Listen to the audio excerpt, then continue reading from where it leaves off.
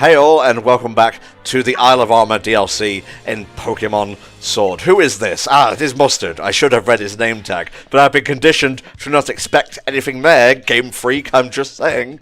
That's like one of the most petty things you could complain about in this game, the fact that for a few months there wasn't a name tag. Yeah, well... Compared to the other things we've got going on. Just perspective.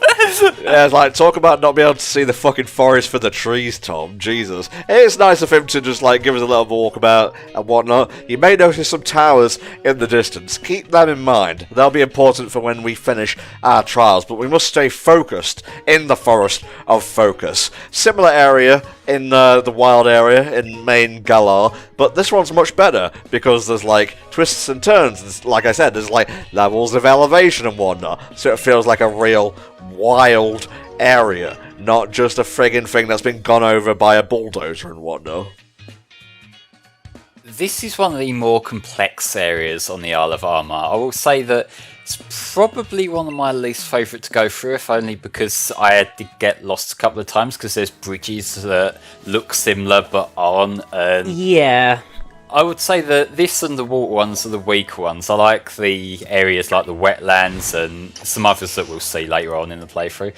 But this is still, it looks a lot prettier than anything in the Galar Wild area. And that's enough for me to appreciate it, I will say. Oh yeah, definitely. I think probably what would have helped this, and I mean maybe it goes against the whole idea of Pokemon.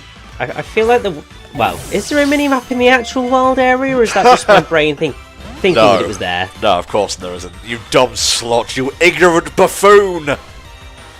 You see, it's been such a long time since I spent any time in that actual wild area that I've just completely forgotten. But I think that if they are planning on going more for this approach of having sort of wild areas like Isle of Armor for going forward, then a minimap of some description would be helpful, if only because I know that I similarly got a little bit turned around in here.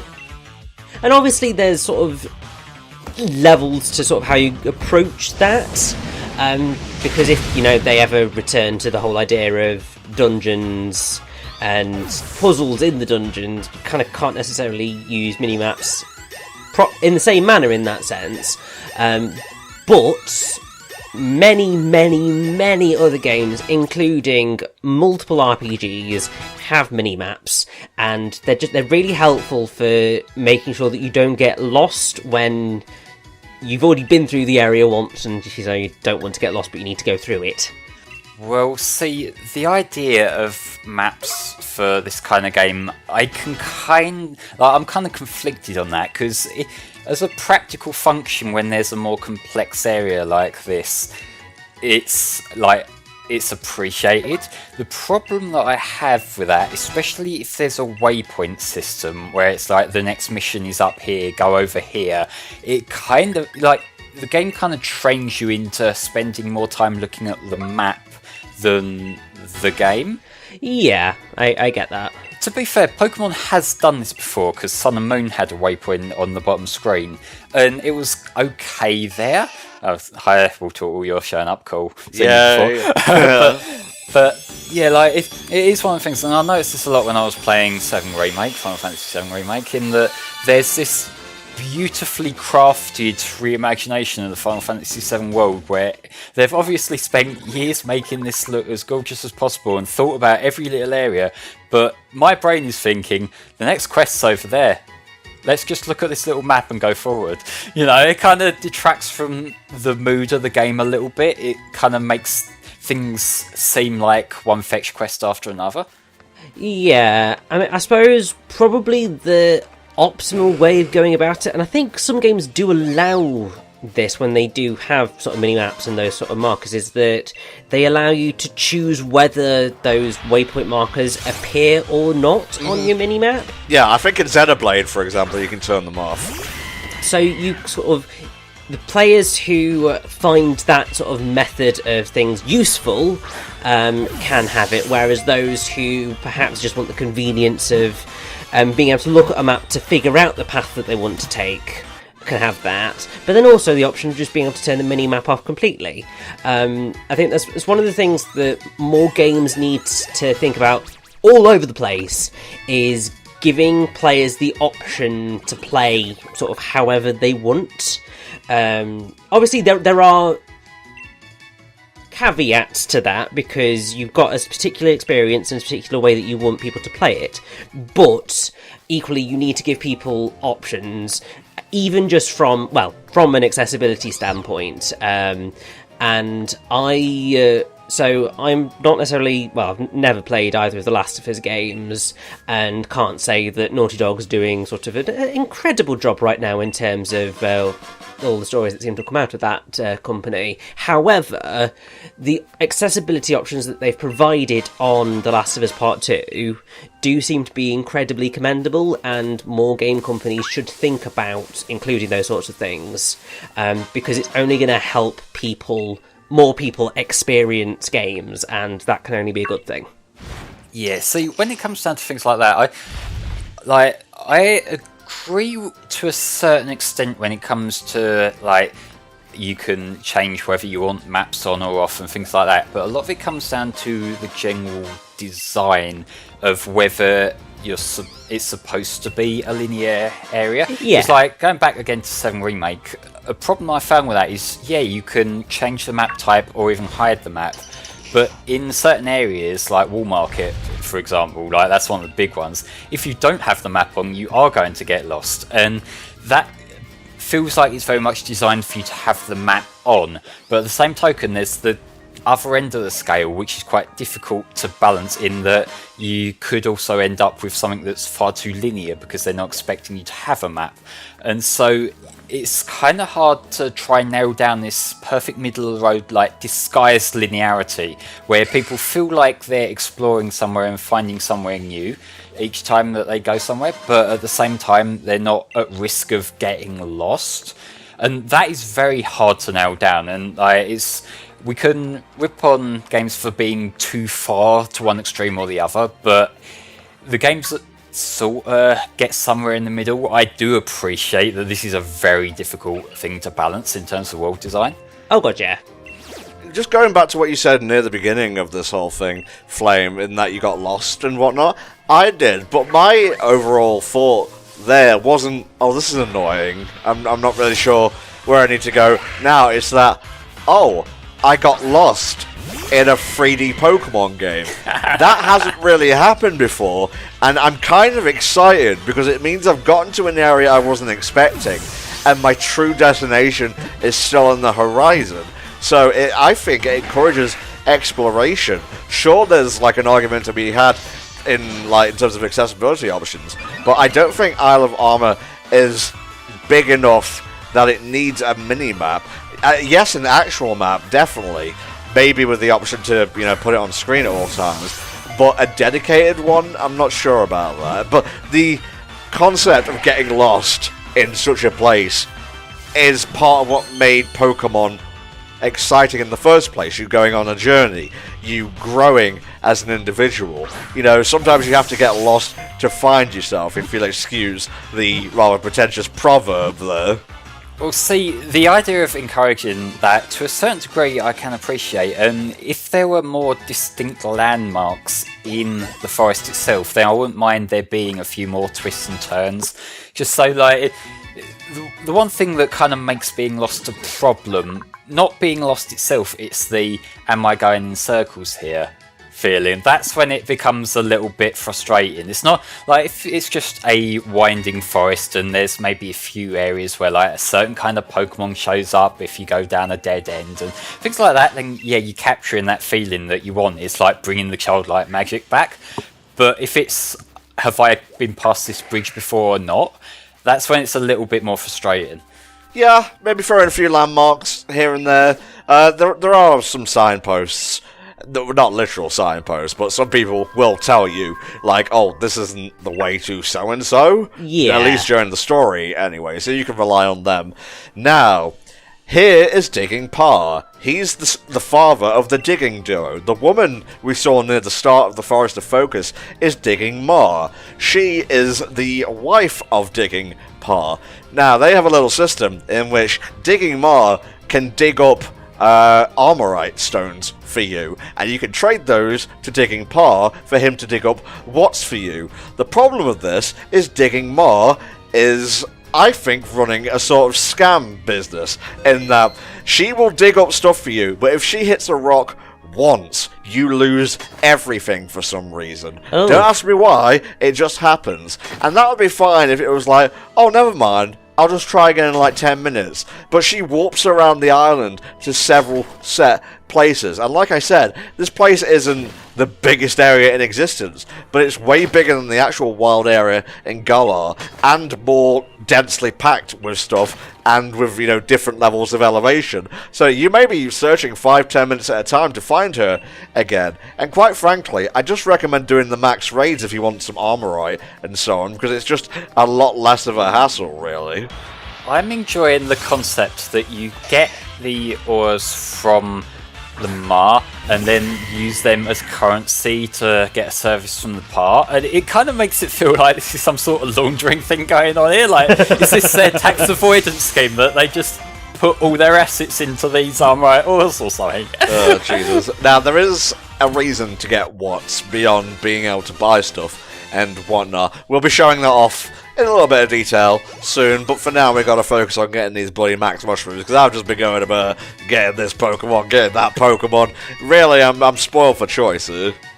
That is one thing that I can say in this game, like in this DLC pack's benefit, is that the story here, if you're just going and doing what it tells you to do, it's probably like an hour or so. But there's so much to do along the way. There's so many things that you just see and like, oh, is that Pokemon over there? That looks cool. Like, oh, is there a Diglett over here? Is there something I can find? You know, like there's enough to make it feel like a much meatier experience. It's not just like go from place to place, and that in itself puts it above what we got in the main game. Oh god, yeah. I would say it's much better than some of the like post-game or third-game content for like Gen 6 and 7. Definitely, because we have the Diglets that encourage exploration, we have the Watts system that, you know, encourages doing max raids and so on, or hunting again via exploration to find digging more and so on, so it's just a step up, really. I think the only thing I can think of compared to like other post games is that there's not really new legendaries to find, but we know we're getting them in the Crown Tundra. Yeah. So it is kind of filling in the gaps from the main game. I feel like to a certain degree the direction of these DLC packs feels like a bit of a redemption arc in a way. Like, I know it's putting it a bit dramatically, but like it's just answering what the obvious flaws were. Maybe you can take a better late than never approach with that, but you know, like I can kind of appreciate that given the situation they've been put in, they're trying to make the best of it, and that at least I can respect. Yeah, don't forget, guys, the well, I was going to say the Pokemon company is beholden to Game Freak, but it's actually the opposite. Other way around. Yeah, very much the other way around. There's a reason Masuda didn't really show his head when they were unveiling Pokemon Unite and whatnot, because I don't think Game Freak wants anything to do with that, honestly. Oh, that's a fucking shit show and a half, isn't it? Why would you want anything to do with that? It looks like a pile of crap. It looks like a reskinned League of Legends, and apparently, according to some people, it kind of is. Well, it looks like that. It looks like a reskin of League of Legends with abysmal performance issues, and it's also got some quite questionable ties to the Chinese government, so maybe you might want to give that one a bit of a pass. Tell you what, if you want to play a new Pokemon game that is free to start, pick up Pokemon Cafe Mix on Switch or mobile. It's not the deepest game ever, but the touch-based puzzling is actually rather engaging, for lack of a better word. And if you're not interested in that, well, we have new Pokemon Snap coming up whenever they're done with that. All I hope is that Pokepark 3 is on the horizon. Well, I am really excited for Snap 2, because that was one of them games that I just assumed would never happen. I was always under the mindset that you know, if they were gonna do that, they probably would have done it by now. But the fact that they are willing to go back into the vault for some stuff, that does make me a bit more hopeful for future Pokemon spin-offs at the very least. Yo, come on, trading card game free! Yes, I would love that. Like, there is the TCG Online, which I've played quite a bit of, but just having like a story mode like the Game Boy TCG game had, that would be amazing. Maybe localize the second one officially, maybe? Or just do, like, a Crash 4 thing where it's like, I don't know, official trading card game 2, fuck off, Japan. Yeah. Just name it after the current series or something. Like, granted we got, like, what is it, Darkness Ablaze coming up in August. So, I guess, like, given a lot of the TCG sets have themes, they could probably tie that into the story if they wanted to do it. Oh, definitely. It's sad that we're never going to get any official representation of the Delta Species Pokemon, because they were fucking cool, but I'll get over that eventually. I don't follow the trading card game as much as you do, Mo.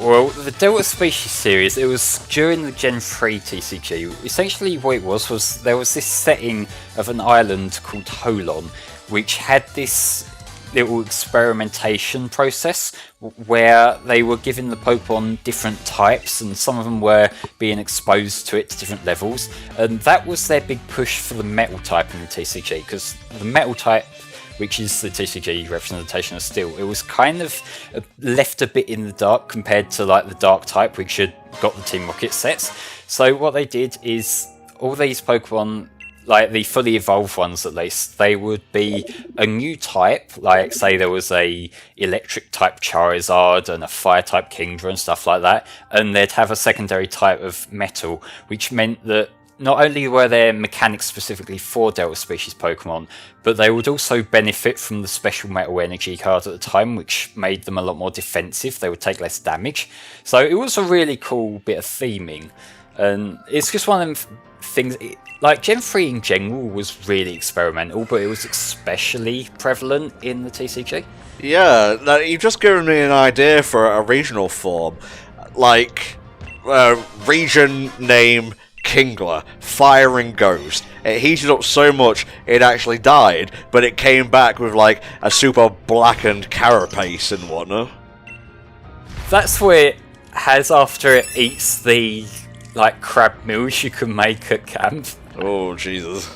That's one of the funniest crane caps I saw, was someone feeding that to their king. Like, that's fucked up. I gotta say, I wasn't expecting to find a whole mini desert here when I came through the cave, but that's just the kind of place the Isle of Armor is, really.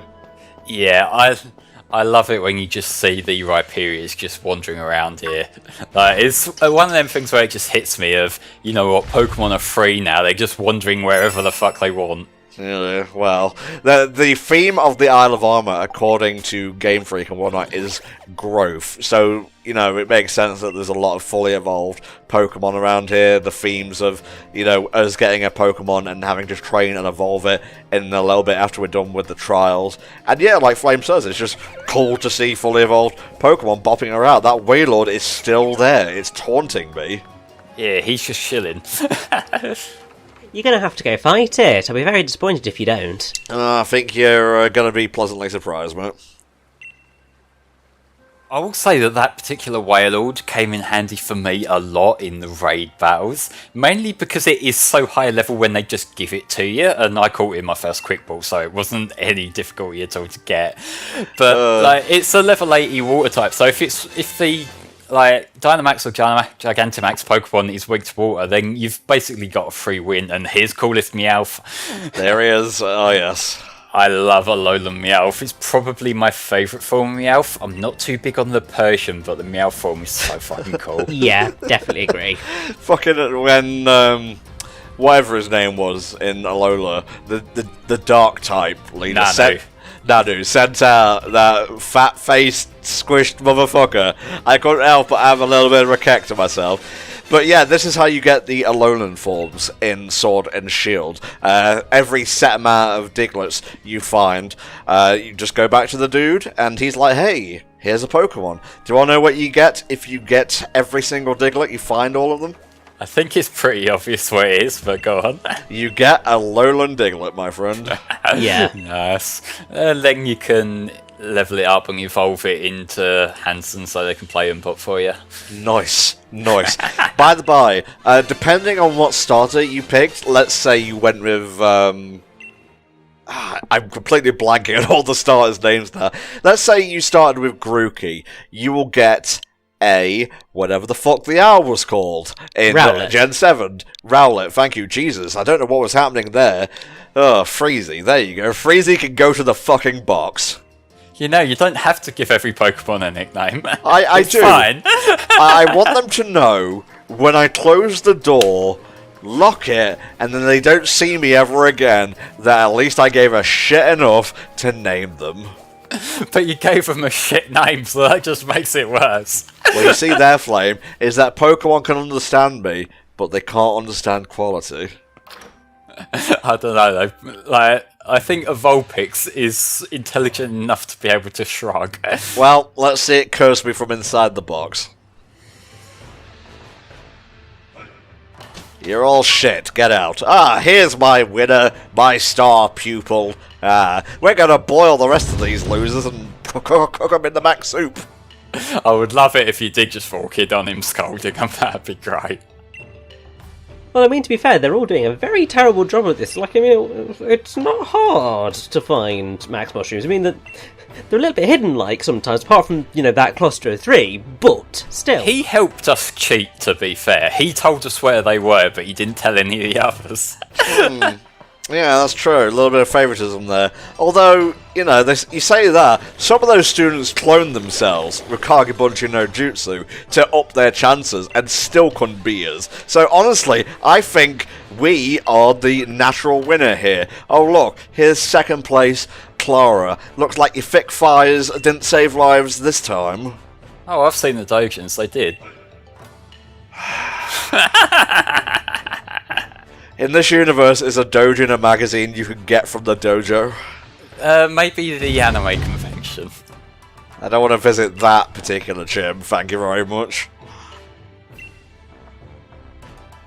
You cried. We're going to reward you for your crying. It feels a lot more dignified when Avery's, down in the dumps about stuff. Because he's, a bit more forceful. He's like, use my mushrooms, I am Terwinor. And they're like, okay, I guess, if it'll shut you up. I didn't know he was talking through a forum in 2005. Well, I'm channeling him. He's possessing me. Leet speak. Yeah, okay, we'll use her mushrooms. They're stupid, shitty mushrooms. Fine, we'll save your ones for one of the good Pokemon. Well, you're actually not wrong, Flame, because you'll get a free thing of soup, I believe. Yes, you do. And, I mean, if you want sort of an easier ride later on, I would definitely recommend you keep it in your bag. Don't necessarily do what I did, which was immediately go, I want my blooming Cinderace to be able to Gigantamax. Here, have my bloody soup. And did that, and then sort of got to the later point, and was just like, oh, I needed to make another soup. Oh, I balked myself out of that, but it was fine, because it all worked out in the end anyway, but it was a little bit like, oh, I probably should have held on to that soup. Oh! No. So many places this could go, but it's carefully avoiding it. Yeah, thank you for that. Yeah, we needed this, Ruth. Cora is positively poggers right now. Actually, can you go back to the 2005 forum place there? Nah, that's cool. This guy is the keeper of the soup, one of our toughest students. I have to say, one of the things that I've noticed throughout the Isle of Armor is that, on the whole, even though obviously it's still in the line of sort of the models that they've got, but the character animation, on the whole, in the cutscenes, seems like a step above what it had been in the main game. Like, I don't know, there's just something in sort of the facial animations and, like, just some of the other cutscene animations just looks quite a bit better, and I suppose smaller project, bit more time to sort of work on it. That's probably sort of the reason why, but still. I'm doing the thing that Richie said he did. I mean, it is worthwhile because, I mean, getting your starters to be able to Gigantamax is awesome.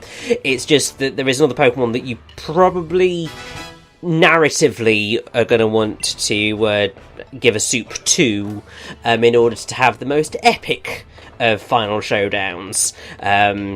Because now what Tom will need to do is, you know, go and pick up 3 more Max Mushrooms if he wants to make another soup.